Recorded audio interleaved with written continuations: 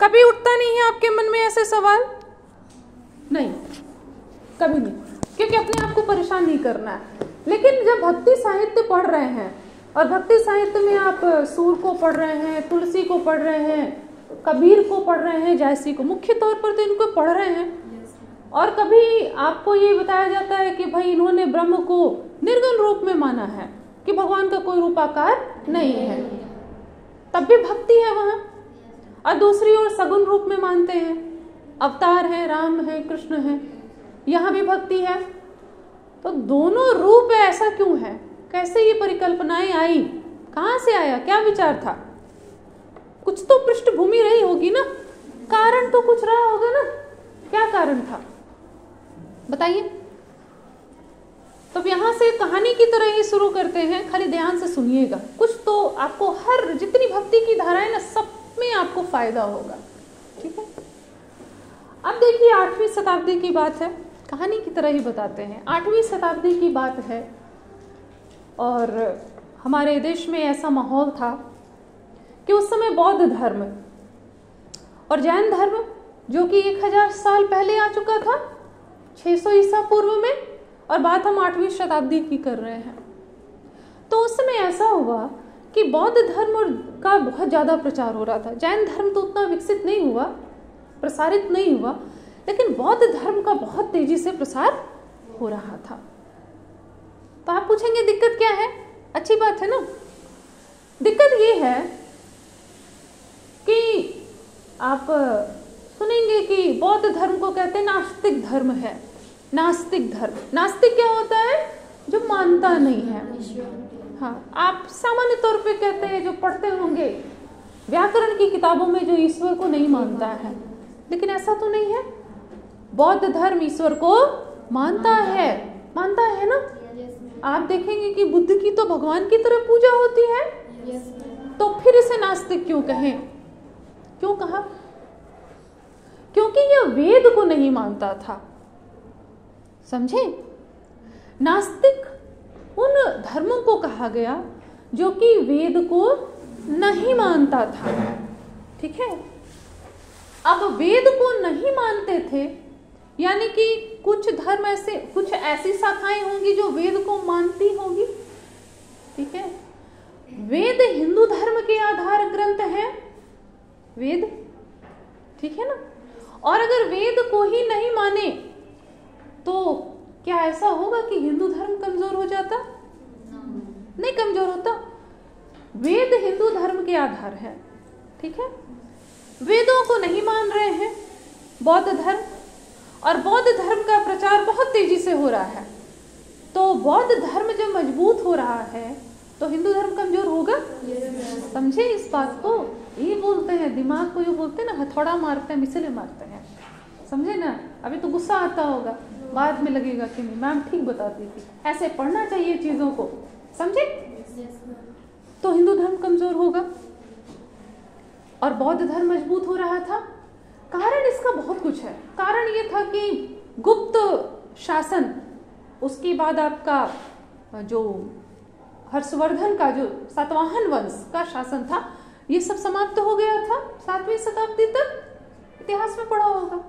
और ये पूरा हिंदू धर्म पर आधारित था। हिंदू धर्म का प्रचार, संस्कृत भाषा का प्रचार हुआ था, समझे। और धीरे धीरे करके इधर आप देखेंगे बंगाल, बिहार जो अभी का एरिया है, इस तरफ पूरा बौद्ध धर्म का प्रचार हो रहा था। गुजरात, राजस्थान में आपका जैन धर्म का प्रचार हो रहा था, समझ रहे हैं। तो हिंदू धर्म पे तो खतरे की घंटी बज गई, क्योंकि जो आपका बौद्ध धर्म है वो तो मानता ही नहीं है, उपनिषदों को मानता ही नहीं है, वेदों को नहीं मान रहा है।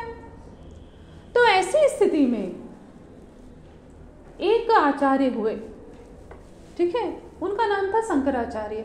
नाम सुना होगा आप लोगों ने, है ना, शंकराचार्य, लेकिन बहुत जानते नहीं होंगे उनके बारे में, ठीक है।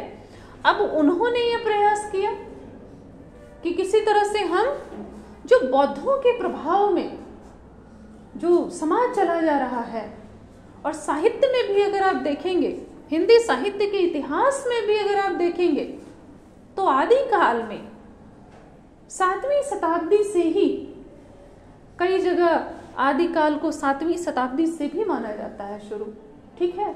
हालांकि रामचंद्र शुक्ल ने 7वीं शताब्दी से नहीं मान करके आपका 10वीं शताब्दी से 933 ईस्वी से माना था।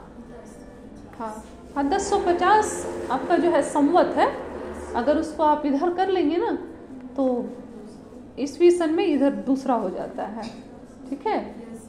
संवत 1050 से संवत 1375 माना था, है ना। तो ये स्थिति थी और शंकराचार्य ने यह प्रयास किया। हाँ, जो मैं बता रही थी उस समय आप देखेंगे 7वीं शताब्दी में आप सिद्ध साहित्य, नाथ साहित्य पढ़ा है ना। वो आपका क्या था, बौद्ध मत से ही प्रभावित था ना, ठीक है। और अगर आप इधर चले जाएंगे आदिकाल में आपने देखे होंगे जैन साहित्य, बहुत जैसे कभी सोचा ये सब साहित्य क्यों है, पढ़ तो आए पूरा आदिकाल, सवाल ही नहीं उठा, बुद्धू रह जाएंगे ना, इसीलिए था, समझ गए ना। इधर आपका पश्चिमोत्तर में आपका जैन साहित्य और इधर आपका पूर्वोत्तर में आपका बौद्ध साहित्य विकसित हो रहा था। और शंकराचार्य के सामने यह चुनौती थी कि उन्हें हिंदू धर्म को बचाना था, ठीक है। ऐसी स्थिति में उन्होंने एक सिद्धांत दिया और वो सिद्धांत क्या था, अद्वैतवाद का, ठीक है। अद्वैतवाद का सिद्धांत दिया। अब अद्वैतवाद क्या है, कभी कभी सुनते होंगे ना कि सोहम, ऐसा सुना है, सोहम अहम ब्रह्मास्मि, नहीं सुना है। सर्वम खलविदम ब्रह्म सुना है, नहीं सुना है, ठीक है। तत्वमसि सुना है, नहीं सुना है, नहीं सुना है ना, ठीक है, कोई बात नहीं है। चलिए अब एक इसको समझते हैं। अद्वैतवाद 3 चीजें पहले भी बताए हैं, ब्रह्म, जीव, जगत, ये ना 3 चीजें हैं जी। और कुछ है ज्ञान का क्षेत्र, इसके बाहर सारी चीजें इन तीनों में आ जाती है, आ जाती है कि नहीं आ जाती है। जितनी चीजें नहीं दिख रही है, जो परा जगत की है, इस जगत से परे है, आपके ब्रह्म में आ जाएगी। संसार में जितनी चीजें हैं सब जगत में आ जाएगी। और हम जितने प्राणी हैं किसी भी रूप में हम जीव में आ जाएंगे। इसके बाहर क्या है बताइए, बाहर कुछ है, सोच करके देखिए, नहीं ना। ब्रह्म, जगत और जीव, ब्रह्म, जीव और जगत, यही हर दर्शन के केंद्र में रहा है।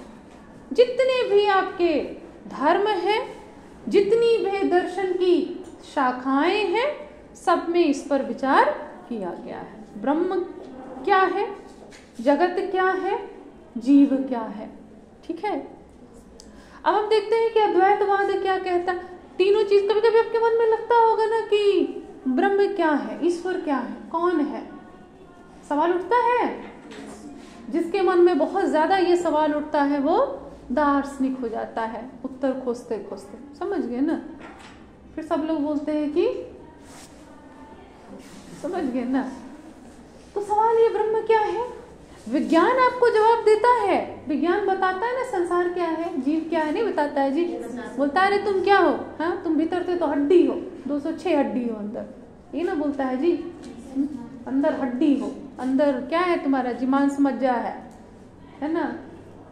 कोशिका हो, उत्तक हो, कोशिका के भीतर तुम्हारा जो है वो जो इलेक्ट्रॉन, प्रोटॉन, न्यूट्रॉन जो होगा, यही सब न है जी। कोष्ठक है, न्यूक्लियस है, यही सब न जी। विज्ञान अपने ढंग से समझाता है आपको, समझ रहे हैं। क्या है पदार्थ, ठोस है, द्रव्य है, गैस है, विज्ञान अपने हिसाब से बताता है और दर्शन दूसरे तरीके से बताता है, यही फर्क है, समझे ना। विज्ञान जो दिख रहा है वो बताता है, दर्शन जो नहीं दिख रहा है वो बताता है ना। विज्ञान कहेगा कि भाई आपका एक हार्ट है, इसमें ऐसे 4 चैम्बर हैं, इसमें ऐसे ऐसे आर्टिलरीज हैं, इसमें ये है, खून को ऐसे पंप करता है विज्ञान। दर्शन आपको ऐसे बताएगा, साहित्य बताएगा ऐसे? नहीं बताएगा, वो तो दूसरे तरीके से बताएगा ना। तो विज्ञान भी यही करता है कि इन चीजों को समझने की कोशिश करता है, और दर्शन भी अपने ढंग से कोशिश करता है। अब हम देखेंगे कि भाई कैसे समझा। मैं इसलिए इन चीजों को बता रही हूँ क्योंकि अद्वैतवाद समझेंगे तो कबीर समझ में आएंगे। अद्वैतवाद की समझ होगी तो जैसी समझ में आएंगे, नहीं तो पढ़ते रह जाइए कबीर का जन्म यहाँ हुआ था, मृत्यु यहाँ हुई थी, मगहर से चले गए थे, काशी में पैदा हुए थे, करते रहिए नीरू नीमा बस। लेकिन समझ नहीं पाएंगे कि कबीर की कविता में वास्तव में क्या है, क्यों है। उसको समझने के लिए आपको अद्वैतवाद को समझना होगा, विशिष्टाद्वैतवाद को समझना होगा। समझ रहे हैं ना? फोन बहुत फालतू चीज होती है, समझे, लेकिन आदमी क्या करेगा, मुश्किल स्थिति है, क्या करेंगे, है ना। पूरा कंसंट्रेशन भंग हो जाता है। ठीक है, तो ये बात हम आपको बता रहे हैं ना। उसी तरह से जब आप विशिष्टाद्वैत को समझेंगे तो आपको राम भक्ति काव्य समझ में आएगा। जब आप शुद्धाद्वैत को समझेंगे या पुष्टि मार्ग को समझेंगे तब आपको कृष्ण भक्ति काव्य समझ में आएगा। समझ रहे हैं ना? बिना इसको समझे आपको समझ में नहीं। और भी है, द्वैतवाद है, द्वैताद्वैतवाद है, लेकिन मुख्यतः चूंकि मुझे आपको राम और कृष्ण भक्ति काव्य ही का सिलेबस है, इसीलिए मैं आपको विशिष्टाद्वैत और शुद्धाद्वैत और अद्वैतवाद तक ही बता रही हूँ। समझ रहे हैं ना? तो ये समझना जरूरी है। अब जो तीन चीजें मैंने बताई, ब्रह्म, जीव और जगत, ठीक है, ब्रह्म, जीव और जगत। अब इसमें हम ये देखते हैं कि आखिर अद्वैतवाद कहता क्या है। अद्वैत का मतलब क्या होगा? अ का मतलब नहीं होता है ना, अनाहार मतलब आहार नहीं, है ना, अनाचार मतलब आचार नहीं, और अद्वैत का मतलब द्वैत नहीं। द्वैत मतलब दो नहीं। और ये दो कौन है जी? दो, एक तो हो गया ब्रह्म और दूसरा जीव और जगत, दोनों ये संसार। जीव और जगत, हम जीव हैं और जो जगत है इससे मिलकर के ना ये सारा संसार बना हुआ है जी। प्राणी भी है और बाकी जो चीजें हैं वो भी है, ईश्वर ने बनाई। तो अद्वैतवाद यह कहता है कि दोनों दो नहीं है। क्या है? दोनों एक है। ठीक है, दोनों क्या है? कौन कौन एक है? ब्रह्म और जीव दोनों एक है। ठीक है, ब्रह्म और जीव दोनों अलग नहीं है। अब इसको अद्वैतवाद समझाता है। अब इसको समझेंगे तब ना कबीर समझ में आएंगे जी। हाँ, आप सिर्फ सुन रहे हैं कि पानी ही ते हिम भया, हिमते भला बिलाए, है ना, जो कुछ था सो वही भया, अब कुछ कहा न जाए। कबीर को समझ पाएंगे बिना इसको समझे? आप तो कबीर इतना पढ़ लिए, आपको लगता बहुत पढ़ लिया। बताइए, समझाइए। कहते हैं पानी से ही बर्फ बना है, पानी ही ते हिम भया, पानी से ही हिम भया, हिमते भया बिलाए। और हिम जब पिघलेगा तो क्या हो जाएगा? बिला करके, पिघल करके फिर पानी हो जाएगा। जो कुछ था सो वही भया, अब कुछ कहा न जाए। अब क्या कहा जाए? जो जैसा था वैसा हो गया। इसी तरह से जल में कुंभ, कुंभ में जल है, बाहर भीतर पानी, फूटा कुंभ जल जल ही समाना, यह तत् कथयो गयानी। बताइए क्या है? कबीर है। कबीर पढ़े है ना जी? अभी है ना?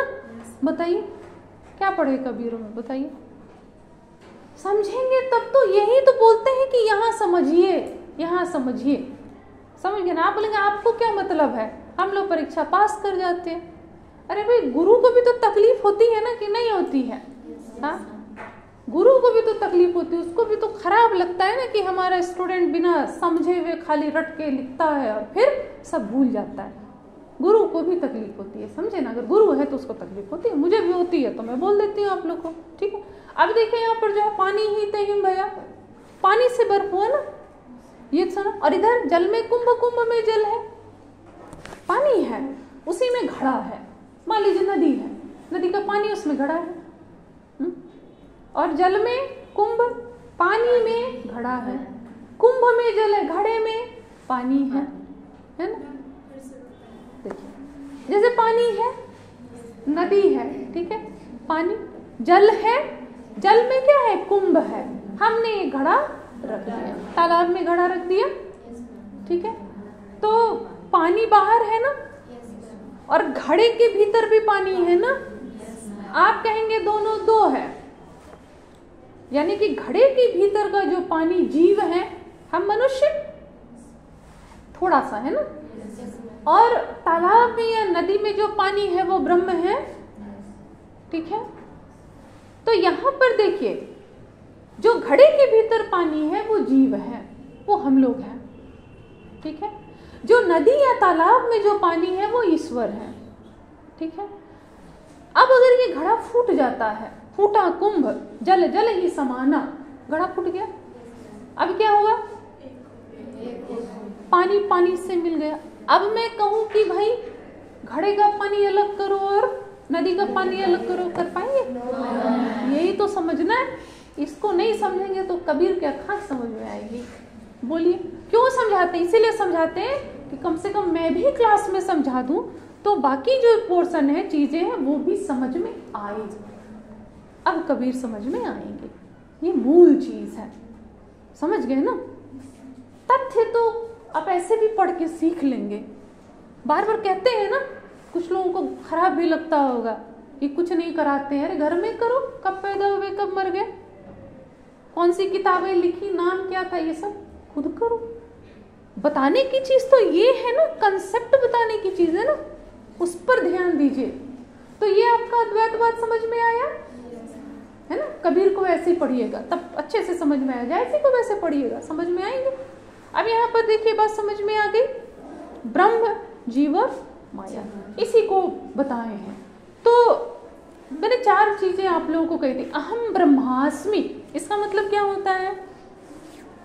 अहम ब्रह्मास्मि, अहम मतलब और ब्रह्मास्मि यानी ब्रह्म हूं, मैं ही ब्रह्म हूं। सो हम, ये आप लोग का जो आर्ट ऑफ लिविंग होता है का कोर्स होता है, उसमें उन लोग जब वो सुदर्शन क्रिया सिखाते हैं तो ये मंत्र उन लोग पढ़ते हैं। सो हम मतलब वह जो है वह मैं हूं, मैं वही हूं, हम में कोई फर्क नहीं। अब समझे? अहम ब्रह्मास्मि, सो हम, है ना। तत्वमसि, बार बार सुनते होंगे, तत्वमसि, तत्व त्वम असि। तत्व मतलब वह, त्वम मतलब तुम, असि मतलब हो, तुम वही हो, तत्वमसि, ठीक है ना। ये होता है, बात समझ में। अब यहां पर अद्वैतवादी क्या कहता है कि ब्रह्म और जीव दोनों एक हैं। तो भाई अलग अलग कैसे दिखते, अलग अलग कैसे दिखते हैं? घड़ा, घड़े के कारण, घड़ा क्या है? संसार, संसार ना, घड़ा क्या है? संसार है। अब ऐसे लिख मत दीजिएगा घड़ा है संसार, नहीं ऐसे नहीं लिखा जाता, उदाहरण दिया गया है ना, समझाया गया है। तो संसार ये घड़ा है। तो यहां पर शंकराचार्य कहते हैं कि क्या सवाल ये कि क्या तीनों चीजें सच है? तो कहते कि नहीं, एक ही चीज सच है। वो क्या है? ब्रह्म सत्य है। ब्रह्म सत्यम जगत मिथ्या, संसार झूठ है, ब्रह्म सत्य है। वो कहते एक ही चीज सत्य है। कौन है?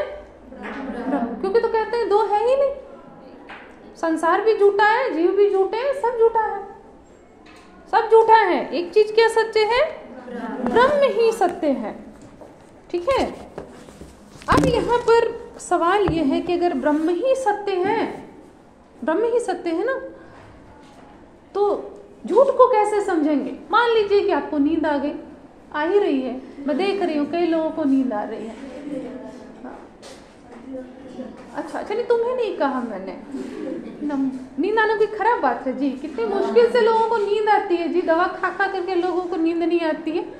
हाँ, किसी भी बड़े साइकियाट्रिस्ट के पास चले जाइए, आपको इतना सारा दिखाएगा वो विजिटिंग कार्ड सबका। बड़े बड़े पॉलिटिशियन, उद्योगपति, ये तमाम लोग हैं जिनको नींद नहीं आती है। रुपये इतने छुपाए कहाँ? हाँ, यहाँ छुपा दिया, वहाँ छुपा दिया, वहाँ परेशान है, समझे? तो नींद आ गई तब तो बहुत अच्छा है, नींद आ गई, समझ गए ना? इन लोगों को तो नींद ही नहीं आती है। इतने रुपए हैं कि पता ही नहीं लगता है कि कहाँ कहाँ कितने बैंक में रखे हैं, पता ही नहीं, किन किन के नाम पे रखे हो भी नहीं पता है, समझ गए ना? क्या धन्य भाग्य लोग हैं। खैर छोड़िए, क्या नींद आ गई तो अच्छी बात है। तो ये हम कह रहे थे, आपका एक ही चीज सत्य बोला ना, जगत सत्य है नहीं है, ब्रह्म सत्य है, ठीक है, ब्रह्म ही सत्य है। तो फिर कहते हैं संसार झूठा है। कैसा झूठा है? तो मान लीजिए जो सपने में आप सो जाते हैं, सपने में, ठीक है, आप सपने में आप सपना देख रहे हैं, ठीक है, सपना देख रहे हैं कि आप एक कपड़ों की दुकान पे गए, बहुत बड़े मॉल में गए और आपने ढेर सारे कपड़े खरीदे हैं, रंग बिरंगे तरह तरह के नए स्टाइल के डिजाइन के सब आपने, ठीक है, और घर में आप लेकर के आए और एक एक को आप देख रहे हैं, है ना?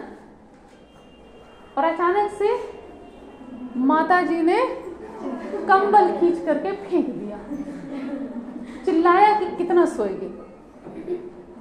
अब आप आंख मल के, आपको विश्वास नहीं हो रहा है, क्यों? क्योंकि सपने के समय तो वो ही सच था ना, झूठ था वो नहीं। आपने रंग देखा है कपड़ों का, आपने उसकी डिजाइन देखी थी ना, आपने उसे छूकर भी देखा था, बहुत सॉफ्ट था, बहुत सुंदर था, है ना? फिटिंग भी आपने उसका आकार प्रकार भी देखा। यानी कि जिन चीजों का ज्ञान हमें होता है आंखों से देख करके, वो भी आपने किया था, छू करके स्पर्श से वो भी आपने किया था, सूंघ कर भी देख लिया था, बहुत सुंदर था, आंखों से भी देखा था, है ना, बड़ा सॉफ्ट था सब कुछ। लेकिन जाके तो वो कहाँ गया? माँ को बोलेंगे बहुत नुकसान कर दिया तुमने, कम से कम 25-30 हजार का तो नुकसान कर ही दिया है, अब तुम्हें क्या पता है? हाँ, समझे? लेकिन वो तो झूठ था ना। यही कहते हैं शंकराचार्य कि संसार झूठ है, सब कुछ झूठ है। सच क्यों लगता है? नींद में है, नींद में है, सपने की तरह संसार है। जैसे सपना देखते हैं और चीजें सच्ची लगती है, सपने के समय कभी लगता है कि सपने में कभी ऐसा हुआ है कि लगे हम सपना देख रहे हैं? हाँ? हाँ? नहीं ना? सपने में कभी नहीं लगता होगा कि आपको एहसास हो कि हम सपना देख रहे हैं, उस समय आपको ये लगता है बिल्कुल सच ही हो रहा है ना? होता है ना? कभी अगर ऐसा होगा तो बताइएगा, बड़े भाग्यवान होंगे जिनको ऐसा एहसास हो कि मैं सपने में हूं और सपना देख रहा हूं। नहीं होता है, प्राय नहीं होता है, समझ गए ना? वो सच लगता है। उसी तरह से हम सपने में हैं और हमें ये संसार सच्चा लग रहा है। या ऐसा भी हो सकता है कि भगवान, मान लीजिए सपना देख रहे हैं, आप सपने में देख रहे हैं कि आप अपने दोस्तों के बीच में हैं, 5-6 सहेली जो है, आप लोग कहीं गए हैं, रेस्टोरेंट में गए हैं, खा रहे हैं पसंद की, अपनी अपनी पसंद की चीजें सब खा रहे हैं, सारे दोस्त को आप देख रहे हैं, बढ़िया से वो दोस्त सब है, ठीक है, खाने पीने का जो सामान है वो सब भी अब अच्छा से याद है आपको, सपने में आप देख रहे हैं, आप स्वाद भी ले रहे हैं, टेस्ट भी ले रहे हैं, टेस्ट का भी एहसास होता है, आप देख भी रहे हैं, आप स्वाद भी ले रहे हैं, आपकी दोस्त लोग हंसी ठट्ठा भी लगा रहे हैं, उठते हैं तो सब गायब। लेकिन जितनी देर सपने में थे वो तो सस्ता। एक मत यह भी मानता है कि कहीं ऐसा तो नहीं है कि हम सब ईश्वर के सपने में हैं। मेरी बात समझ पा रहे हैं? ईश्वर सपना देख रहा है और हमें लग रहा है कि हम सच्चे हैं, लेकिन ये भी तो है, हो सकता है, मतलब मेरा मानना नहीं, मुझे इतनी गंभीर बातों का ज्ञान नहीं, जो पढ़ती हूँ बताती हूँ, लेकिन ऐसा हो सकता है ना कि हम लोग ईश्वर के सपने में हो और ये सब कुछ कर रहे हैं, वास्तव में झूठ हो, ये ईश्वर सपना देख रहा है, ये दुनिया है, ये लोग हैं, ये सब है, और हम सबको लग रहा है ये सब सच है, सच है, सच है, असली में तो ईश्वर सपना देख रहे हैं। हो सकता है जब सपने में हमने देखा, सुना, समझा, जाना, सूंघा, स्वाद भी लिया और सब झूठ था, तो ये भी तो हो सकता है कि सब झूठ हो, सपने में हो। यही अद्वैतवाद कहता है। समझे ना? ऐसे भी कबीर को पढ़िएगा तो समझ में आएंगे कबीर, ऐसे पढ़िएगा तब सूरदास, तुलसी सब समझ में आएंगे। दर्शन अगर समझेंगे तब। बात समझ में मेरी आ रही है? तो अद्वैतवाद ये कहता है कि कोई दो नहीं है, ऐसा नहीं है कि ब्रह्म अलग है, जीव अलग है, माया अलग है। लेकिन अद्वैतवाद क्या कहता है? फिर तो सवाल उठेगा ना कि संसार कैसे, क्यों है संसार, कैसे है भाई, झूठ है तो कैसे हो गया? ठीक है, घंटी बज गई। अगले क्लास में बताएंगे आपको विशिष्टाद्वैत और शुद्धाद्वैत। ठीक है, थोड़ा सा पढ़िए आप लोग भी जा करके।